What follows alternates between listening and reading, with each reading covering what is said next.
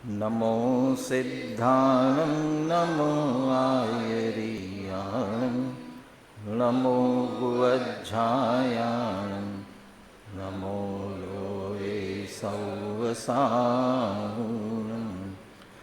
मङ्गलं भगवान् वीरो मङ्गलं गौतमो गणि मङ्गलं कुन्दकुन्दार्यो जैनधर्मोऽस्तु मङ्गलम् सर्वमङ्गलमाङ्गल्यं सर्वकल्याणकारकं प्रधानं सर्वधर्माणां जैनं जयतु शासनं वन्दितु सर्वसिद्धे ध्रुवमचलमनोवमं गदिं पत्ते वोच्छामि समयपाहुड मिनमो सुदकेवली भणिदं नमः समय साराय स्वानुभूत्या चकासते चित्स्वभावाय भावाय सर्वभावान्तरच्छिदे मैं करता हूँ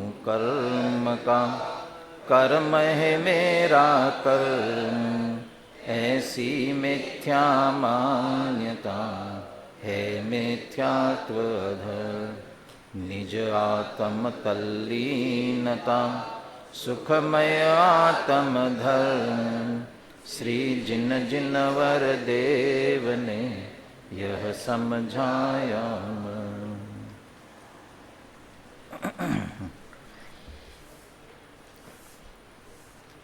आचार्य कुंदकुंदे विरचित समय सार परमागम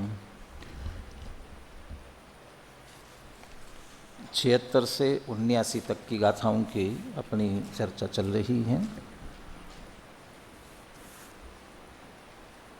दौलत राम जी कृत देवस्तुति में यह जीव संसार में परिभ्रमण कर रहा है, दुख उठा रहा है, उसके क्या कारण हैं, और वो कारण बताते हुए एक पंक्ति लिखी, उसका अर्थ आपसे पूछ रहा हूँ। निज को पर को करता पिछान, पर में अनिष्टता इष्ट ठान, मैं भ्रम्यों अपन पो विसरी आप, अपनाए विधि फल पुण्य पाप। इसमें से निज को पर को करता पिछान, इस पंक्ति का अर्थ चाहिए। निज को पर को करता पिछान है कॉर्डलेस है। कौन है प्रवचन हॉल व्यवस्था वाला, कौन है, किसकी जिम्मेदारी है? प्रवचन हॉल की व्यवस्था की जिम्मेदारी किसकी है? एक दूसरे क्यों देख रहे, उसको नहीं मालूम जिसकी है? कल से लेके रखना पहले से, है ना। हाँ जी, ये क्या नाम इधर? चेतन, क्या नाम तुम्हारा सबसे लास्ट? हाँ, नाम भी बता दो। हाँ जी, अतिशय, हाँ बोलो।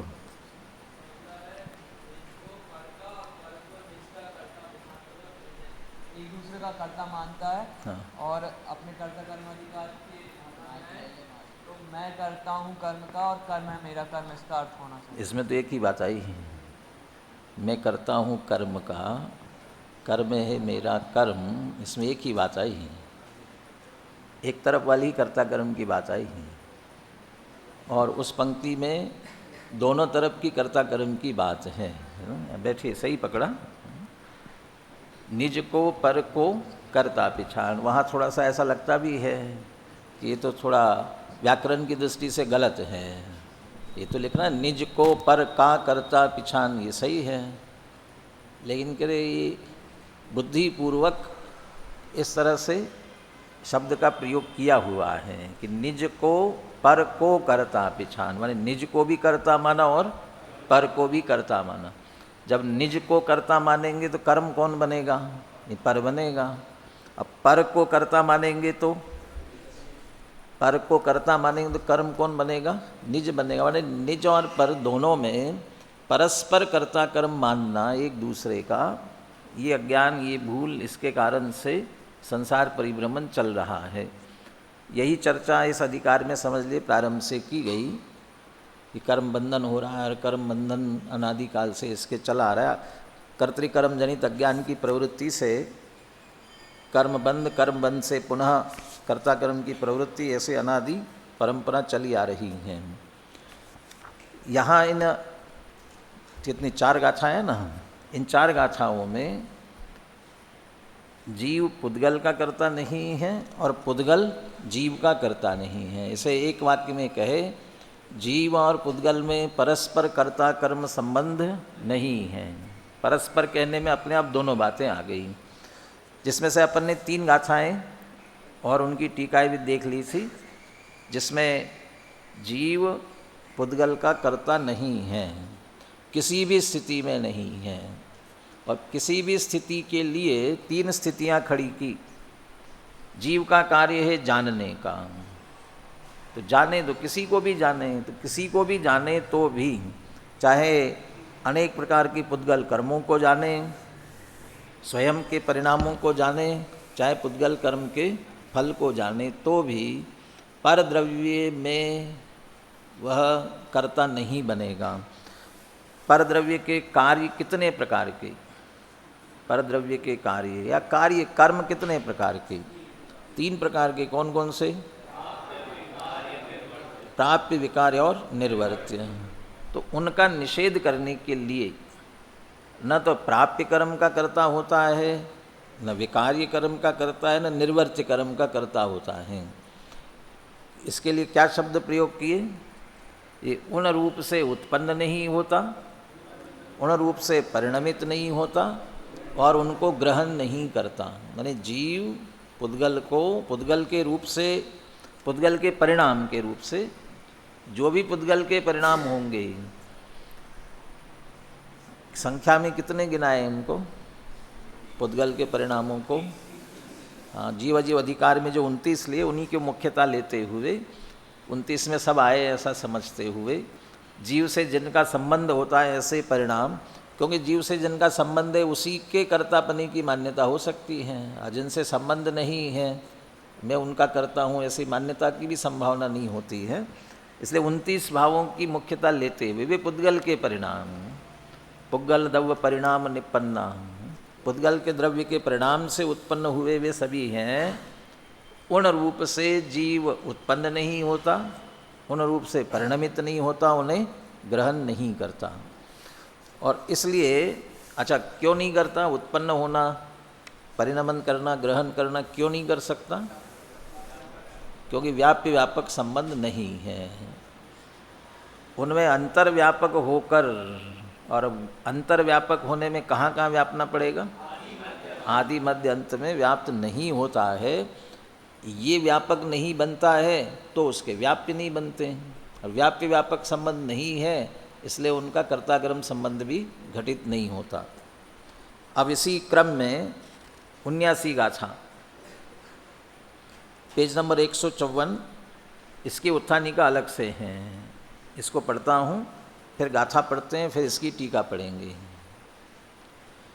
जीव परिणामम स्वपरिणामम स्वपरिणाम फलम च अजानतः पुद्गल द्रव्यस्य सहजीवेन कर्तृकर्म भावः किम भवति किम न भवति इति चेत। पढ़ने में भी ध्यान रखना चाहिए ताकि अर्थ ख्याल में आवे, कहाँ रुकना कहाँ, जिससे, क्योंकि अर्थ से बदल जाता है ना, उसके कारण से रोको मत जाने दो और रोको मत जाने दो। अब इतना सही वाक्य है, लेकिन बिल्कुल उल्टा अर्थ निकला ना। रोको, यहाँ यदि आप रुकते हो, अब मत जाने दो तो अर्थ अलग हो जाएगा। और रोको मत, अब यहाँ जाके आप रुके, जाने दो, तो बिल्कुल उल्टा अर्थ हो गया ना उसका। यहाँ मैं पढ़ रहा हूँ, क्या फर्क पड़ेगा? जीव परिणामम स्वपरिणामम स्वपरिणाम फलम च अजानतः पुद्गल द्रव्यस्य सहजीवेन कर्तृकर्म भावः। उस सह को आगे के साथ जोड़ना है। वैसे तो आपके व्याकरण की दृष्टि से तो सह के साथ तृतीया विभक्ति आती, द्वितीय भी आती कदाचित, तो वो जीवेन, तो वहाँ तृतीया है तो उसी के साथ जुड़ेगा वो। लेकिन फिर भी अपन हिंदी वाले हिंदी से अर्थ करने की कोशिश करते, हिंदी जैसा अर्थ करने की कोशिश करते हैं। तो ऐसा लें पुद्गल द्रव्यस्य सह, पुद्गल द्रव्य के साथ। अब जीवे न, अब वहाँ नहीं बैठेगा। तो यहाँ पुद्गल द्रव्य का जीव के साथ, अब है तृतीया, आपको हिंदी में षष्ठी लगाना पड़ेगी, जीवे न सह, जीव के साथ। वो हिंदी में अर्थ करते समय तो वही लगाना पड़ेगा। तो पुद्गल द्रव्य का जीव के साथ कर्ता कर्म भाव होता है कि नहीं होता? आप ठीक है, आपने 3 गाथाओं में ये तो बता दिया, जीव का पुद्गल द्रव्य के साथ कर्ता कर्म भाव नहीं होता। तो पुद्गल द्रव्य का जीव के साथ होता है कि नहीं, ये बात कर रहे हैं। इसमें स्वपरिणामम स्वपरिणाम फलम, ये शब्द आया, स्वपरिणाम और स्वपरिणाम फल। इसका स्वपरिणाम का अर्थ क्या होना चाहिए? स्वपरिणाम बने। क्यों? पुद्गल के स्व तो स्व होता है, पुद्गल कैसे आ गया?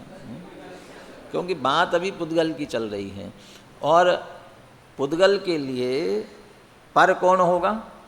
जीव होगा। इसलिए उसको अलग से कह दिया, जीव परिणामम, जीव के परिणाम को, स्वपरिणाम माने पुद्गल के अपने जो परिणाम हो रहे हैं, और स्वपरिणाम फलम, उसी पुद्गल कर्म का जो फल हो रहा है, उस सब को अजानत, च अपि अजानत, चूँकि 3 आ गए ना इसलिए च अपि लगा दिया है। इन तीनों को भी अजानत, अजानत माने नहीं जानने वाले ऐसे पुद्गल द्रव्य का।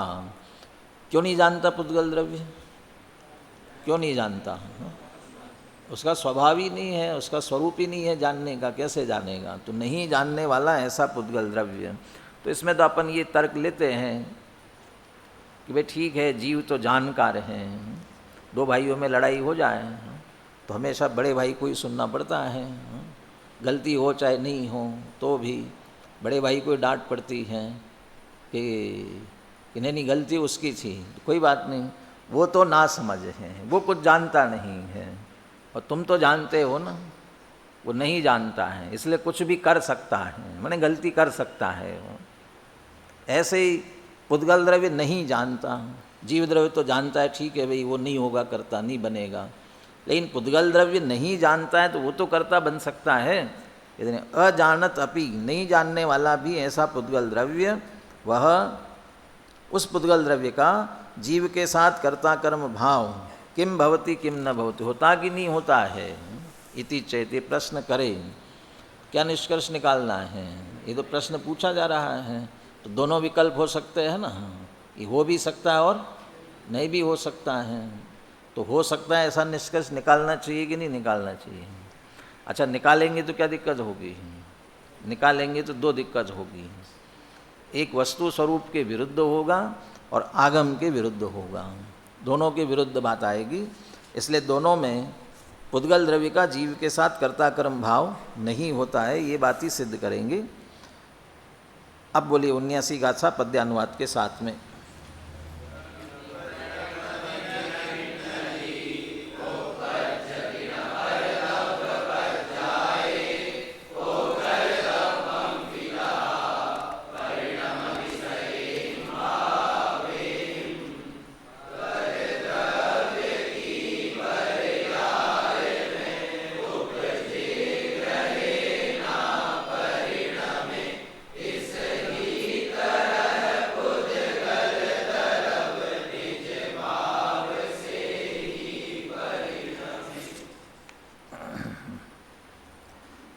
देखिए टीका बिल्कुल उसी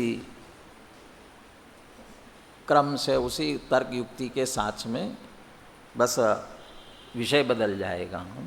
उधर जीव करता नहीं ये बात सिद्ध कर रहे थे, अब पुद्गल करता नहीं। यतो जीव परिणामम स्वपरिणामम स्वपरिणाम फलम च अपि अजानत पुद्गल द्रव्यम स्वयं अंतर्व्यापकम भूत्वा परद्रव्यस्य परिणामम मृत्तिका कलशमिव आदि मध्यांतेषु व्याप्य न तम गृह्णाति न तथा परिणमति न तथा उत्पद्यते च, किंतु प्राप्यम विकार्यम निर्वर्त्यम च व्याप्य लक्षणम स्वभावम कर्म स्वयं अंतर्व्यापकम भूत्वा आदि मध्यांतेषु व्याप्य तमेव गृह्णाति तथैव परिणमति तथैव उत्पद्यते च।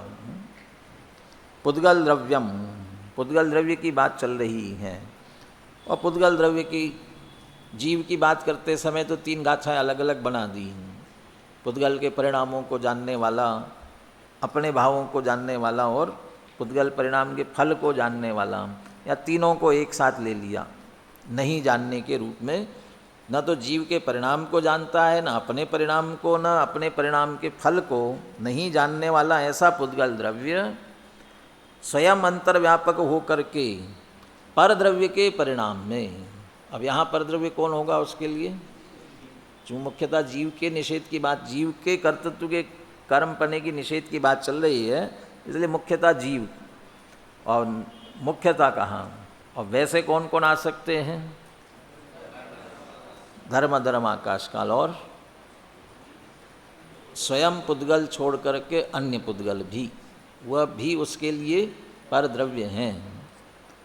गुरुदेव के प्रवचनों में अनेक बार ये सुनेंगे, स्कंद में भी एक परमाणु दूसरे परमाणु का कुछ नहीं करता। एक परमाणु, क्योंकि परमाणु स्वतंत्र द्रव्य है पुद्गल। मोटे तौर पर स्कंद रूप में भी अपन उसी को पुद्गल कह करके सारी चर्चा करते हैं, परंतु वास्तव में एक परमाणु पुद्गल द्रव्य है। तो एक परमाणु दूसरे परमाणु का, तो एक परमाणु रूप पुद्गल द्रव्य को दूसरा परमाणु यहाँ परद्रव्य होगा। और अभी जीव के कर्तृत्व के निषेध की बात चल रही, कर्म पने की, इसलिए परद्रव्य में जीव लेंगे।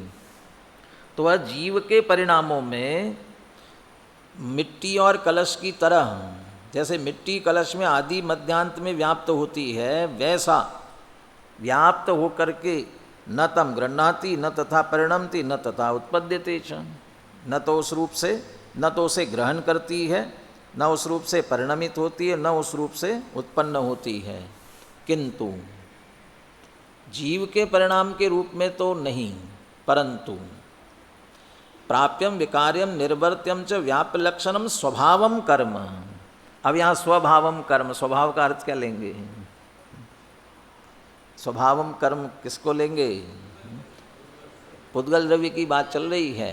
और पुद्गल द्रव्यम स्वभावम कर्म, स्वभाव माने ये पुद्गल द्रव्य के जो भाव होंगे, अपने परिणाम, पुद्गल द्रव्य के जो अपने परिणाम होंगे वे उसके स्वभाव रूप कर्म उसके अपने, उनमें पुद्गल द्रव्य अपने स्वभाव, अपने निज परिणामों को कर्म बना करके उसमें स्वयं अंतर्व्यापकम भूत्वा, स्वयं अंतर्व्यापक होकर के आदि मध्य अंत में व्याप्त होकर पुद्गल द्रव्य अपने ही परिणामों को तमेव गृह्णाति, ग्रहण करता है, तथैव परिणमति और तथैव उत्पद्यते च, उस रूप से परिणमता भी है और उस रूप से उत्पन्न भी होता है। मेरे ख्याल से जीव की बात आई तब अस्थि वाली बात नहीं ली है। जीव की तीनों गाथाओं में जहाँ बात की है, ये बात उसमें नहीं जोड़ी है कि जीव अपने परिणामों में उत्पन्न होता है, ग्रहण करता है, ऐसा शायद नहीं लिया। उस देख लेना दोबारा मिला करके, या करे पुद्गल अपने परिणामों में उत्पन्न भी होगा, ग्रहण भी करेगा और परिणमित भी होगा।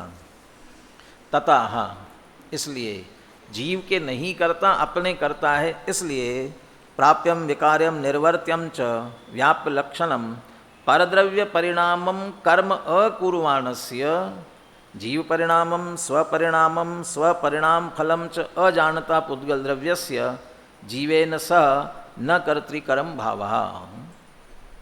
उत्थानिका और ये अंतिम निष्कर्ष वाक्य में क्या अंतर है? उत्थानिका का वाक्य और निष्कर्ष वाक्य में क्या अंतर है?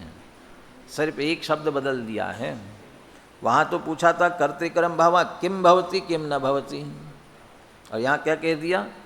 न कर्तृकर्म भाव। हाँ, बस कर्ता कर्म भाव है ही नहीं, निष्कर्ष निकाल दिया। और वो बात पूरी फिर से दोहराई, और उसमें वे परिणाम जो कितने प्रकार के, कि वे प्राप्य, विकार्य और निर्वर्त्य। कर्ता व्यापक होता है और कर्म व्याप्य होता है, इसलिए व्याप्य शब्द भी उसके साथ जोड़ दिया। प्राप्य ततः प्राप्यम विकार्यम निर्वर्त्यम च व्याप्य लक्षणम परद्रव्य परिणामम। अब पुनः यहाँ परद्रव्य परिणाम क्या, हमारे चित्त में जीव की मुख्यता से बात चलती रहती, अच्छी बात भी है, होना भी चाहिए, जीव को उर्दू करके बात चलनी चाहिए, लेकिन सब जगह जीव की बात चलती हो ऐसा नहीं है ना। हमारे चित्त में जीव रहता है, इसलिए परद्रव्य परिणामम कर्म अकुर्वाणस्य, जो तत्काल परद्रव्य माने जीव के लिए जो पर है उसकी तरफ ध्यान जाएगा। लेकिन अभी पुद्गल की तरफ से बात चल रही है, इसलिए पुद्गल के जो परद्रव्य है, पुद्गल के लिए उनकी बात चल रही है, और पुद्गल के लिए जीव परद्रव्य है। इसलिए जीव के परिणाम को परिणामम कर्म, जीव के परिणाम जो कर्म होंगे उसे न करता हुआ और जीव के परिणाम स्वपरिणाम का फल को न जानता हुआ ऐसा पुद्गल द्रव्य, ऐसे पुद्गल द्रव्य का जीव के साथ कर्ता कर्म भाव नहीं होता है। ठीक है ना। अभी इसी पेज पर सबसे अंतिम पंक्ति, चारों गाथाओं का निष्कर्ष, और अगला कलश प्रारंभ कर रहे अपन। इस प्रकार इन चारों गाथाओं में यह स्पष्ट किया गया है कि पुद्गल पौद्गलिक भावों का करता है और जीव अपने जानने रूप ज्ञान भाव का करता है।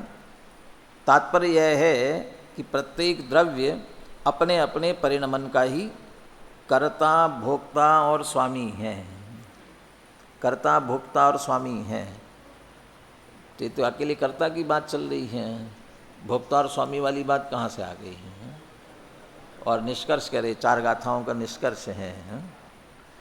अभी प्रकरण के अनुसार तो यही समझा रहे हैं, लेकिन अभी बात चल रही तो पीछे की बात भूल जाएंगे क्या? तो पीछे की बात भी ध्यान में रहना चाहिए। उनमें स्वस्वामी संबंध भी नहीं है, और इस अधिकार में अकेले कर्तापने की बात नहीं चल रही है, भोक्तापने की बात चल रही है। इसलिए कर्ता नहीं है, भोक्ता नहीं है, और पिछले वाले प्रकरण के अनुसार जीव अजीव अधिकार के अनुसार स्वामीपना भी उनमें परस्पर नहीं है। यहाँ एक बात और भी ध्यान रखने योग्य है कि यहाँ वर्णादि और रागादि रूप पर के कर्तृत्व के निषेध की बात है, कर्तृत्व के निषेध की बात है, उन्हें जानने के निषेध की बात नहीं है। बल्कि यहाँ तो यह कहा गया है कि उन्हें जानने रूप ज्ञान क्रिया का कर्ता आत्मा है। थोड़ा आपके ऊपर भी जिम्मेदारी है, क्योंकि पूरा पढ़ना संभव नहीं है, तो आपको अनुशीलन से पढ़ना है। इस बात को प्रश्न उठाया है, उनके जानने का कर्ता हो गया तो उनका ही कर्ता हो गया मान लो ना। उन्हें जानता है तो उन्हें जानना ये जीव का अपना भाव है। तो उन्हें जानने वाला कि अपने परिणामों को जानने वाला, निश्चित तो करो कि उनको जानने वाला जीव कि अपने परिणामों को जानने वाला, कि दोनों, उनके परिणाम को जानने वाला भी और अपने परिणाम को। तो ऐसे दो दो बातें क्यों करते हो? क्योंकि जीव का स्वपर प्रकाशक स्वभाव है, तो पर को भी जान सकता है, स्व को भी जान सकता है, इसलिए जानने का निषेध नहीं है। अकेले अपने परिणाम को जानने की ही बात नहीं है, पर के परिणाम को भी जानता है, और उस जानन रूप क्रिया का करता हुआ स्वयं अवश्य बनता है। उक्त चारों गाथाओं में लगभग एक ही बात कही गई है कि एक द्रव्य न तो दूसरे द्रव्य की पर्याय रूप परिणमित होता है, न दूसरे द्रव्य की पर्याय को ग्रहण करता है, और न उस रूप उत्पन्न ही होता है, क्योंकि प्रत्येक द्रव्य अपने भावों में ही परिणमित होता है, क्योंकि व्याप्य व्यापक संबंध एक द्रव्य में ही होता है। इसलिए एक द्रव्य का दूसरे द्रव्य की पर्यायों के साथ कर्ता कर्म संबंध होना संभव नहीं है। इस प्रकार इन गाथाओं में स्पष्ट किया गया है कि अब ये जो पंक्ति आ रही है, ये पंक्ति आगे के कलश की उत्थानिका जैसी भी है, भूमिका। अगले कलश में क्या कहने जा रहे हैं, क्या स्पष्ट किया? स्वपर को जानने वाला जीव भी पर का कर्ता धर्ता नहीं है, और स्वपर को नहीं जानने वाला पुद्गल भी पर का कर्ता धर्ता नहीं है। स्वपर की बात कहाँ आई? स्वपर को जानने वाला जीव और स्वपर को नहीं जानने वाला पुद्गल, तो स्वपर को जानना नहीं जानने वाली बात कहाँ आई? स्वपर की आई है सबसे लास्ट में, क्या नाम? हाँ शरद, हाँ क्या प्रश्न पूछा? जो इतना प्रकरण चार गाथाओं का हुआ उसमें जीव की बात आई तो स्वपर को जानने वाला, और पुद्गल की बात ली है तो स्वपर को नहीं जानने वाला, तो स्वपर की बात कहाँ आई? स्वपर की बात आई कहीं? हाँ? तुम्हारे पड़ोस में प्रश्न क्या पूछा वो तो आ गया ख्याल में। हाँ, तो यदि प्रश्न आया तो उत्तर बताओ, कहाँ है, कहाँ लिखा है? और आगे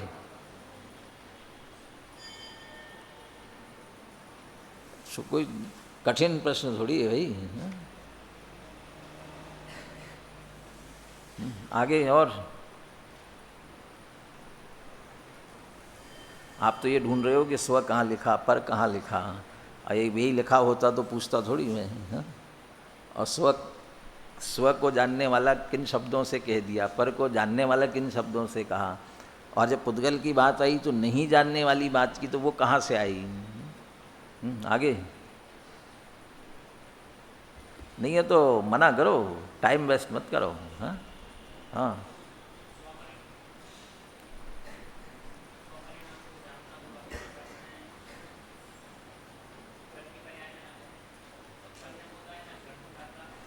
आप अकेला स्व और पर वाले शब्द बताओ। हाँ, सक परिणाम में क्या आ गया? स्व आ गया, और पर कहाँ आया?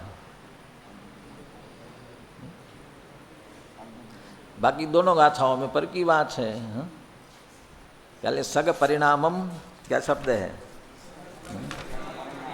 हाँ, नानी जानन तो भी हूँ, नानी जानन तो भी हूँ, सग परिणाम मने भी हम। हाँ, इधर से लेकर वहाँ तक शरत तक वो तो मैंने उनको ध्यान आकर्षित किया कि वो पता नहीं, उनने पूछा उनको नहीं मालूम था, लेकिन अपन में से भी सबको किसी को ख्याल नहीं हो तो ध्यान दो।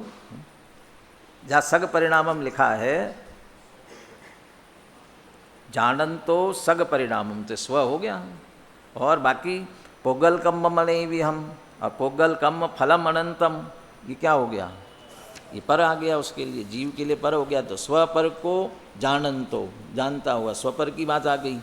और जब पुद्गल की बात आ गई तब उत्थानिका में लिया, गाथा में नहीं है, उत्थानिका में लिया कि जीव परिणामम स्वपरिणामम स्वपरिणाम फलम च अजानता।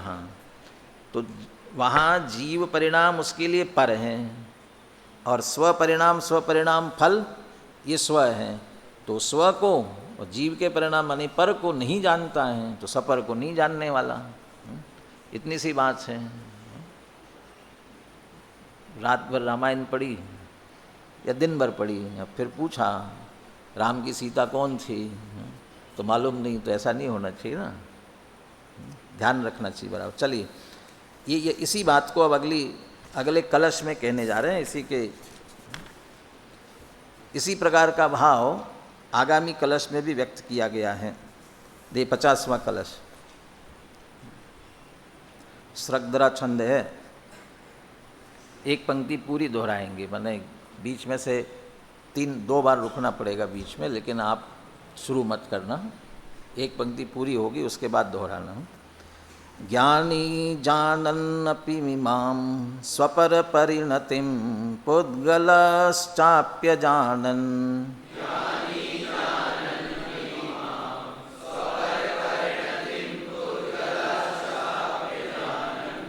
व्याप्त्रिव्याप्यत्वमन्तः कलयितुमसहौ नित्यमत्यन्तभेदात्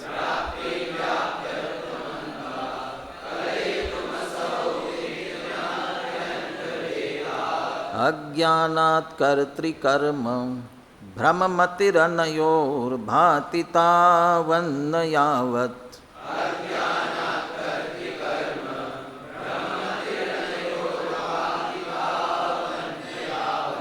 विज्ञानार्चिश्च कास्ति क्रकचवददय अविज्ञानार्चिश्च कास्ति क्रकचवददयं भेदमोत्पाद्य सद्यः।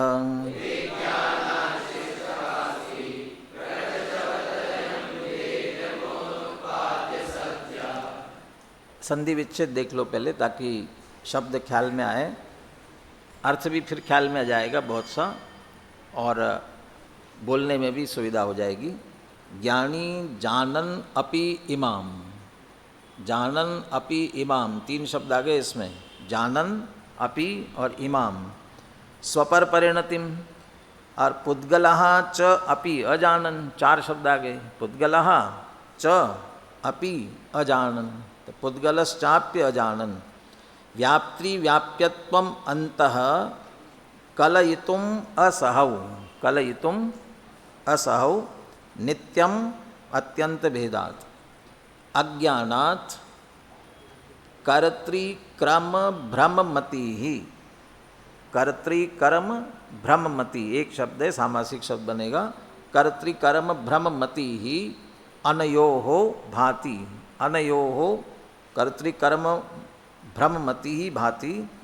तावत न यावत, तावत और न, तावत न यावत विज्ञानार्ची ही चकास्ति, विज्ञानार्ची, अर्ची माने सूर्य, विज्ञान रूपी सूर्य चकास्ति प्रकाशित होता है। क्या करते हुए? क्रकचवत अदयम, ये शब्द बोलने में दिक्कत करता है थोड़ा, क्योंकि द एक साथ आ गया ना। क्रकचवत अदयम, ये शब्द ख्याल में होगा तो बोलने में आ जाएगा आपको। क्रकचवत अदयम भेदम उत्पाद्य सद्य, क्रकचवत अदयम भेदम उत्पाद्य। अब इसमें पहले अपन क्रिया निकालते हैं, फिर अर्थ करते हैं। अब क्रिया निकालोगे तो 2 क्रियाएं निकलेंगी। एक तो आएगी भांति ऊपर, और फिर चकास्ती। ऊपर भांति भी है और चकास्ती भी है। भांति और चकास्ती तो दोनों एक से ही तो है, लेकिन ऊपर की भांति में आभास है, विपर्य है, विपरीत मान्यता वाली बात है, और चकास्ती में सम्यक ज्ञान वाली बात है। पहले भांति की बात करते हैं। क्या भाषित हो रहा है? कर्तृकर्म भ्रममति ही, कर्ता कर्म की भ्रम की बुद्धि भाषित हो रही है। कर्तृकर्म भ्रममति, कर्ता कर्म भ्रम ही भ्रम थोड़ी होता है। कर्ता कर्म का सम्यक ज्ञान भी तो हो सकता है, लेकिन किन में हो रही भ्रांति किस में हो रही है? भ्रममति किन में हो रही है? कि अनयो, अनयो माने इन दोनों के बीच में। किन दोनों के बीच में?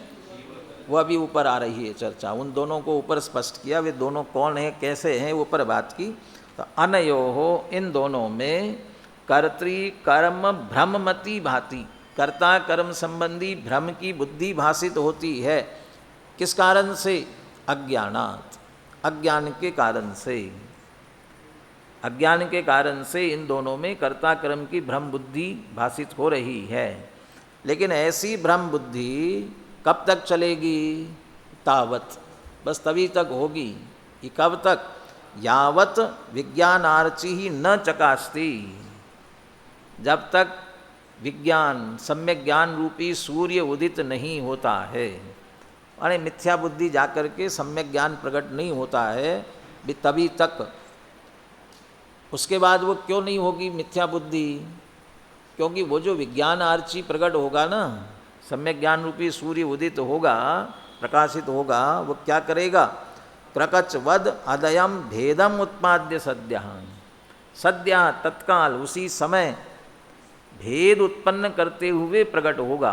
भेदम उत्पाद्य, और कैसे?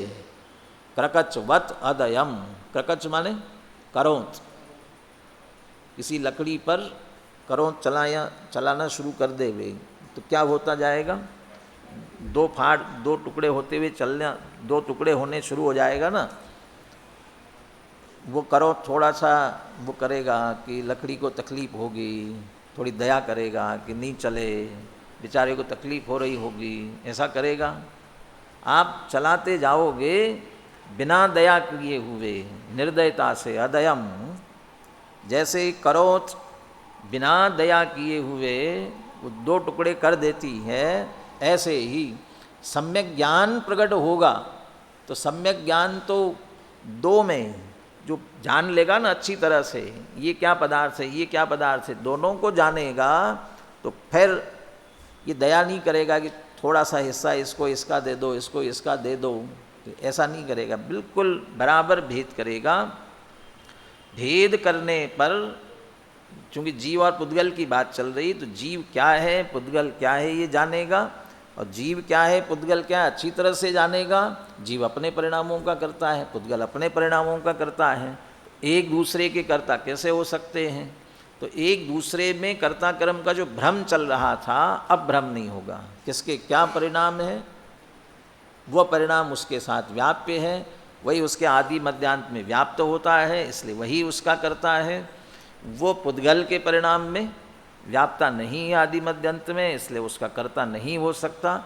ये अच्छी तरह से, जैसे अंधेरे में कुछ भी नहीं सूझ रहा हो और जैसे उजाला हो जाए और बिल्कुल अच्छी तरह से स्पष्ट जानने में आ जाता है, दिखता है, ऐसे ही विज्ञान सम्यक ज्ञान रूपी सूर्य उदित हुआ तो ये भेद अच्छी तरह से प्रकट हो जाता है। फिर कर्ता कर्म की भ्रम बुद्धि नहीं होती है।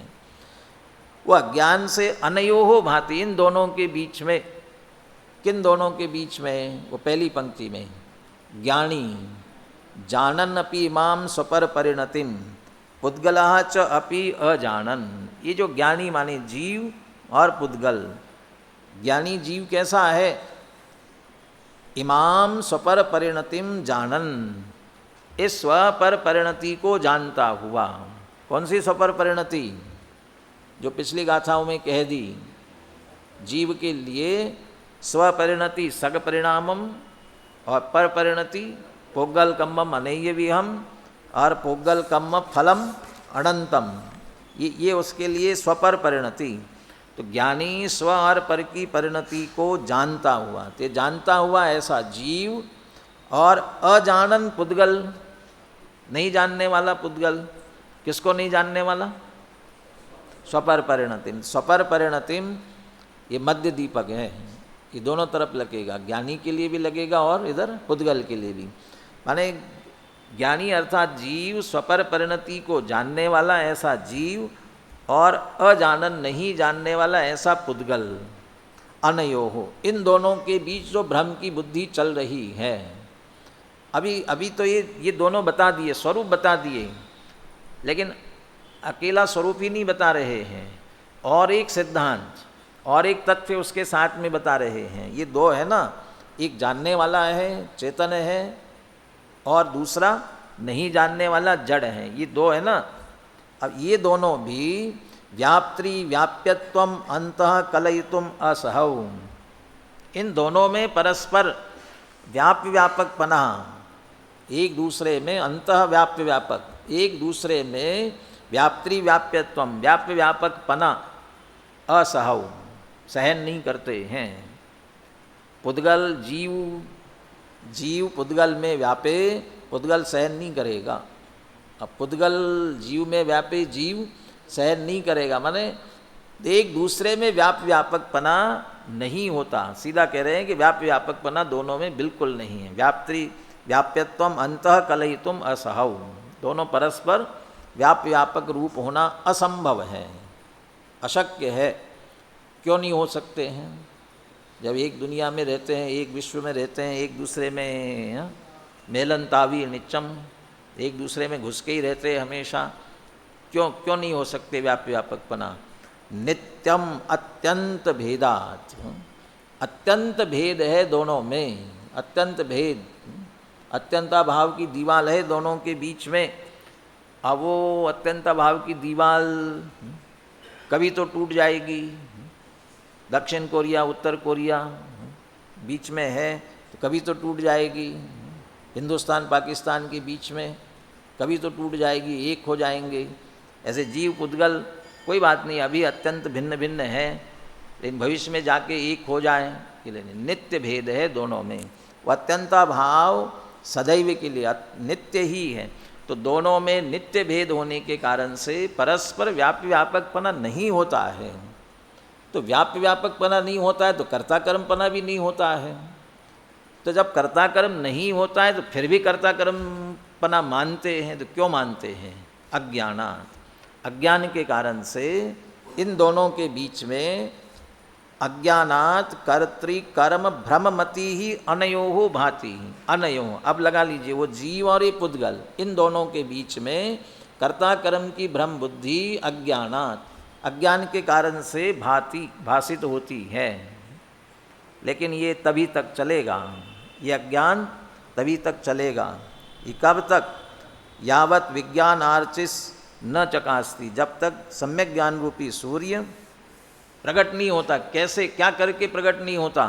क्रकचवद अदयम भेदम उत्पाद्य सद्य, बिल्कुल जैसे करोध निर्दयता से दो टुकड़े कर देती है, ऐसा सम्यक ज्ञान भी निर्दयता से करता है।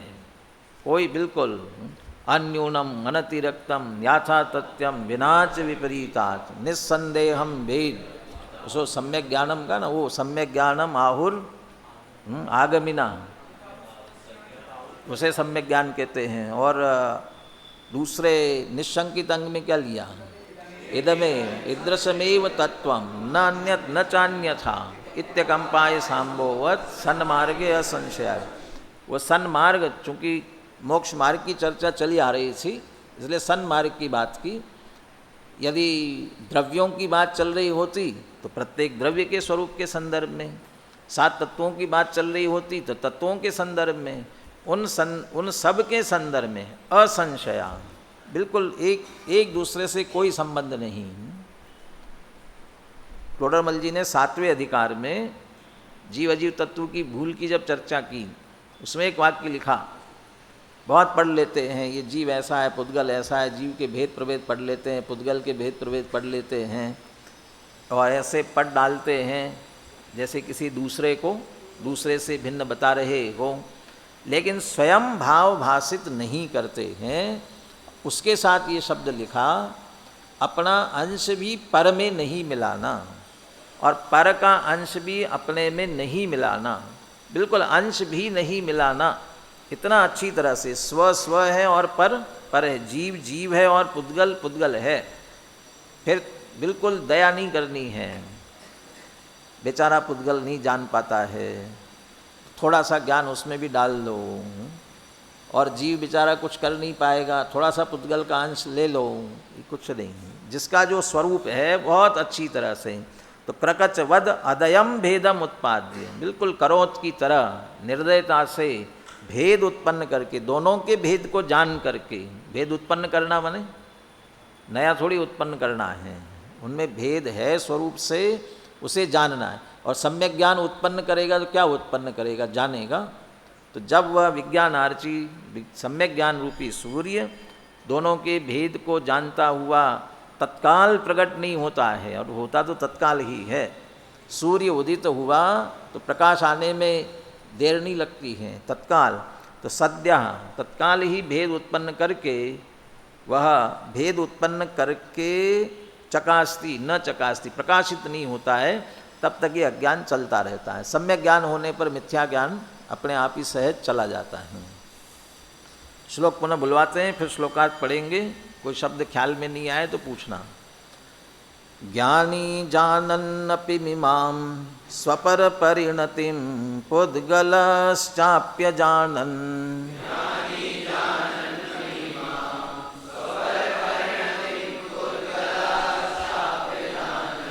व्याप्त्रिव्याप्यत्वमन्तः कलयितुमसहौ नित्यमत्यन्तभेदान्।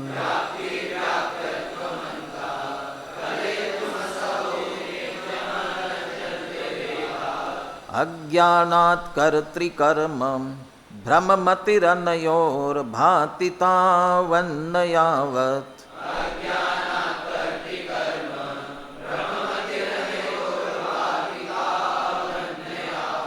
विज्ञानार्चिश्चकास्ति क्रकचवददयं भेदमोत्पाद्य सद्यः।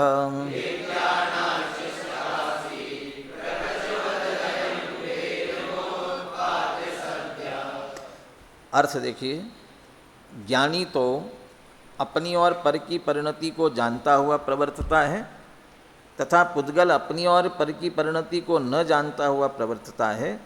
इस प्रकार उक्त दोनों में परस्पर अत्यंत भेद होने से वे दोनों परस्पर अंतरंग में व्याप्य व्यापक भाव को प्राप्त होने में अत्यंत असमर्थ हैं। जीव और पुद्गल के परस्पर कर्ता कर्म भाव है, ऐसी भ्रम बुद्धि अज्ञान के कारण तब तक ही भाषित होती है जब तक कि भेद ज्ञान ज्योति, विज्ञान आर्ची जो कहा ना, वो भेद ज्ञान ज्योति, आर्ची शब्द का ज्योति अर्थ लिया, करवत की भांति निर्दयता से तत्काल भेद उत्पन्न करके प्रकाशित नहीं होती। तो भेद ज्ञान ज्योति नहीं होती, सम्यक ज्ञान नहीं होता, तब तक ये अज्ञान का भ्रम चलता रहता है। अब बोलिए भाव ख्याल में लेते हुए तात्पर्य भी पढ़ लेते, तो तात्पर्य ख्याल में लेकर के श्लोक पढ़ें और भाव पूरा लेवे ख्याल में। तात्पर्य यह है कि स्वपर को जानने वाला ज्ञानी जीव और स्वपर को नहीं जानने वाला पुद्गल दोनों ही अपने अपने परिणामों में प्रवर्तित होते हैं, अपनी अपनी परिणति के कर्ता धर्ता है। उनमें परस्पर सदा ही रहने वाला अत्यंत भेद है।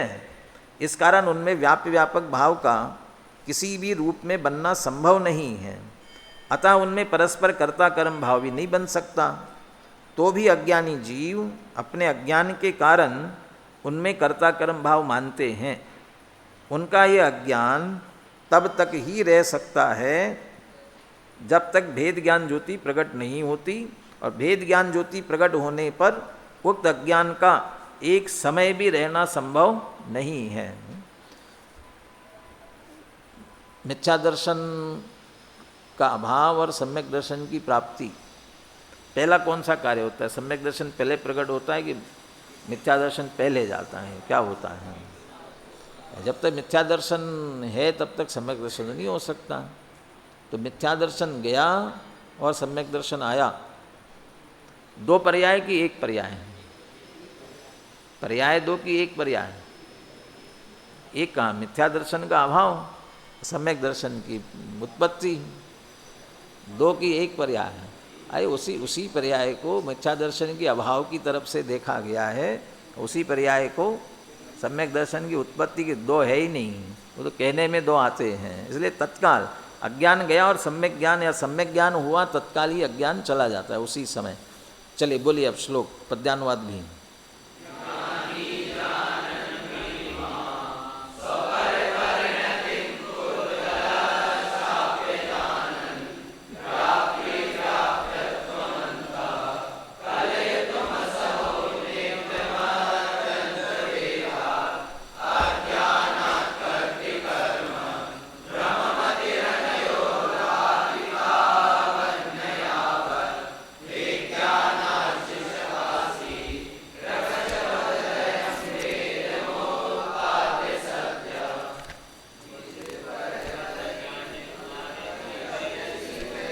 एक बार फिर से रुकिए। अब एक साथ लय समझ में आ गई सबको, अब एक साथ बोलिए। हाँ,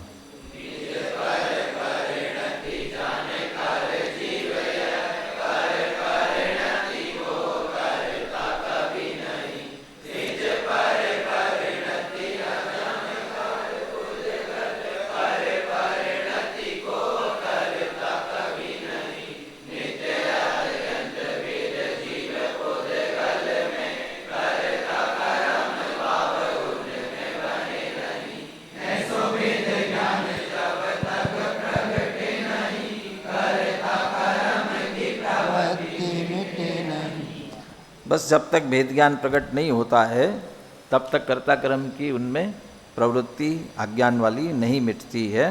इसका अर्थ भेद विज्ञान होते ही चली जाती हैं। अनुशीलन निकाल लीजिए 75 पेज, बनारसीदास जी का भावानुवाद बहुत अच्छे शब्दों में लिखा हुआ है। इसे पढ़ करके और ये प्रकरण पूरा होगा। 80, 81, 82 गाथाएँ आज शनिवार हैं, ये सोमवार को 80, 81, 82, तो आपके पास 48 घंटे हैं। 48 घंटे में इसे पूरा पढ़ के आना। तीनों गाथा टीका सहित एक कक्षा में पूरे होंगे, क्योंकि कोई मैंने विशेष ऐसा विषय नहीं है कठिन उसमें, इसलिए एक साथ। अनुशीलन भी ज़्यादा बड़ा नहीं है, इसलिए आप पूरा पढ़ कर के आएंगे ध्यान से। अभी पहले इसको बनारस दास जी का भावानुवाद लीजिए, बोलिए।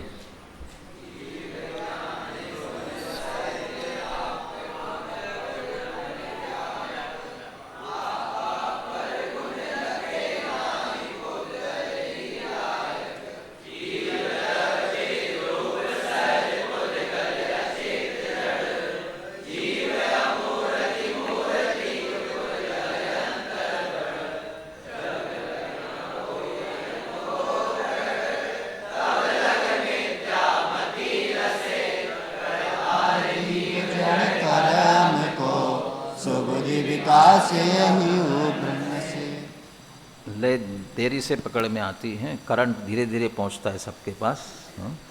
पहले अर्थ करते हैं, फिर से एक बार दोहराना लय के साथ। देखिए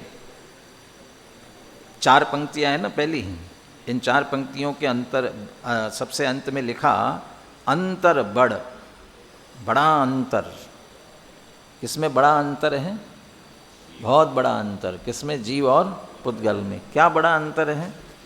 जीव ज्ञान गुण सहित, आप गुण पर गुण ज्ञायक। जीव ज्ञान गुण से सहित है, इसलिए क्या करता है? आप गुण पर गुण ज्ञायक, स्व और पर को जानता है।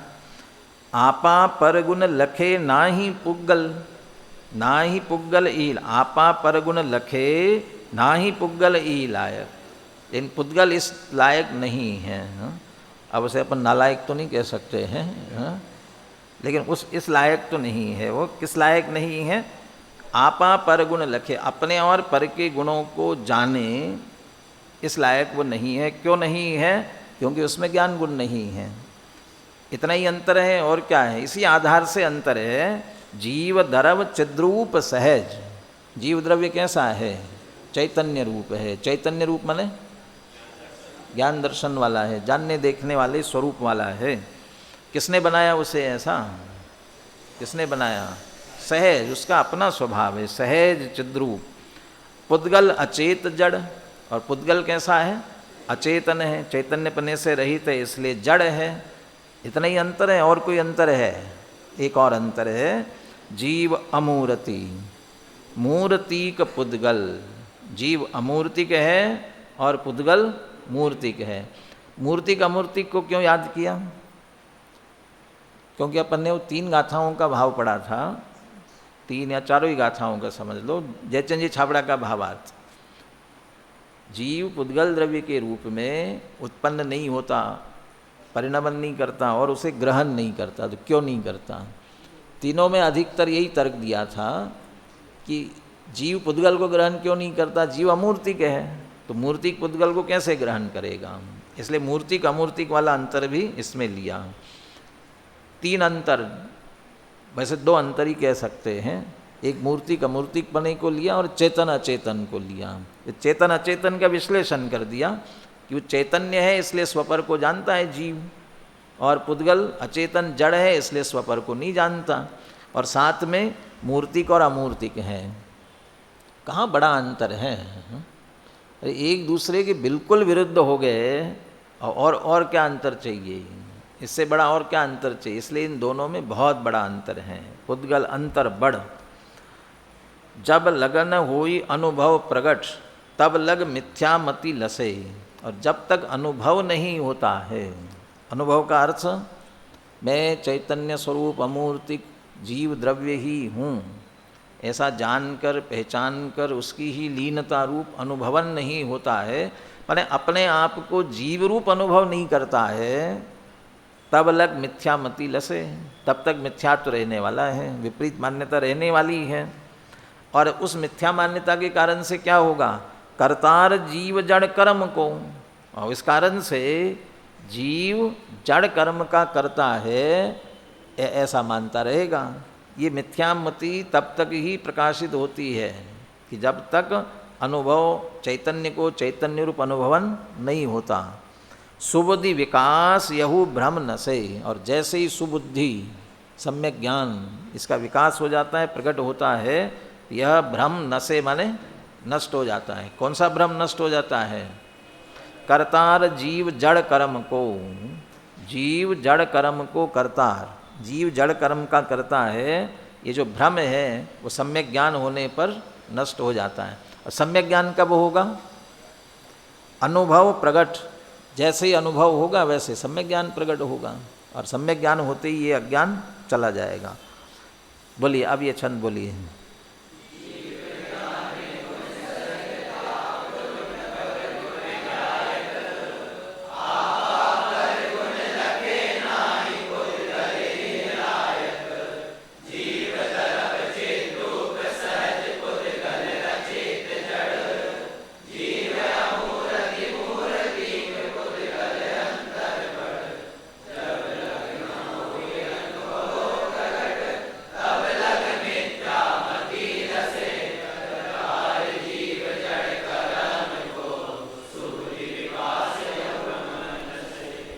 आत्मानुभव से अपनी सुबुद्धि का विकास करे और भ्रम का नाश करे, कर्ता कर्म संबंधी इसी मंगल भावना के साथ।